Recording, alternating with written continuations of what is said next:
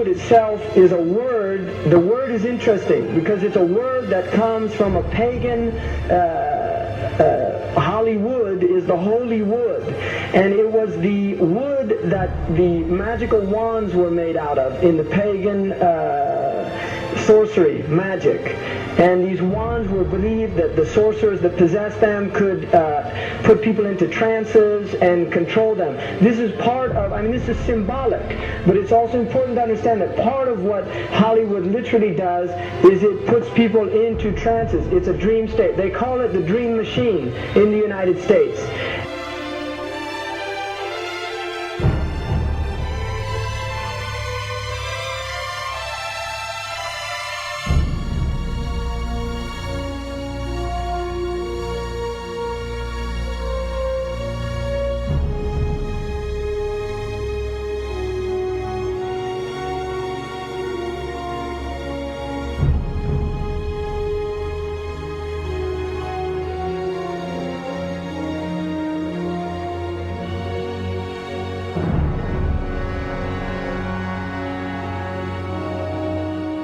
And it creates fantasies for people. It puts people into these things. Now, one of the things is interesting that in the part of what's done in movie theaters, in darkened rooms where people watch television, is literally a trance state that occurs. So what's called suspended state of disbelief. You enter into a state, you suspend your disbelief and enter into a state whereby you begin to believe what you internally realize is imagination.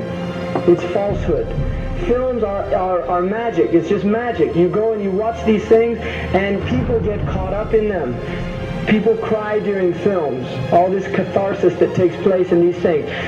Many of the films, and this is an important element in the control mechanism, is literally allow people to go and have certain type of catharsis as a purging experience, which Aristotle talks about the necessary element. One of the necessary elements of tragedy is to create this cathartic experience. And this is why a lot of the films, especially also news and things like this is why news is very important in this culture. Everybody watches the news, they have this tragic, cathartic experience of watching the tragedies of others and then feeling safe and complacent in their own experience of this suspended state of illusory well-being. So these are very intricate and sophisticated methods. Now, I think it's dangerous, although there are elements, there's concerted efforts that take place, there's also a lot of people that have similar worldviews that aren't necessarily working together in concerted efforts.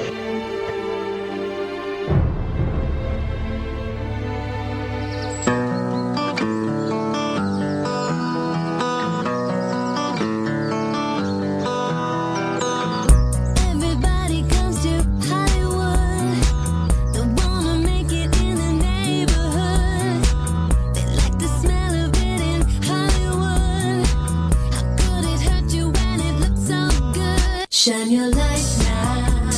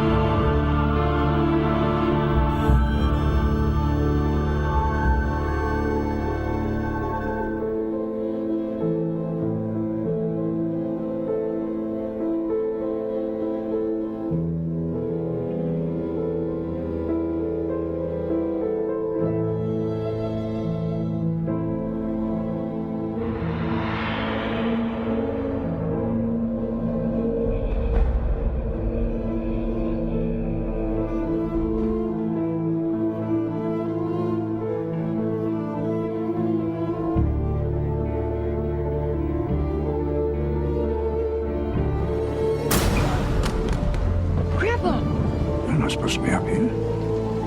Looking at that? I just wanted to know. Yeah.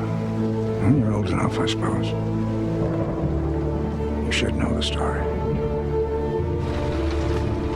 Okay, here we go. It was 1832. On a night much like this.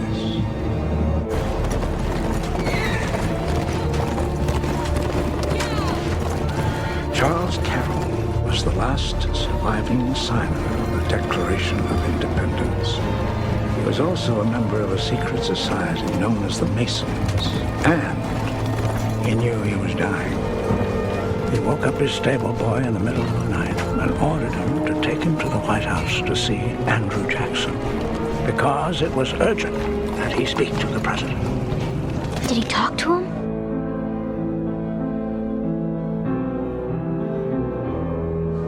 No, he never got the chance. The president wasn't there that night. But Charles Carroll had a secret. So he took into his confidence the one person he could. My grandfather's grandfather, Thomas Gates. What was the secret? A treasure. A treasure beyond all imagining.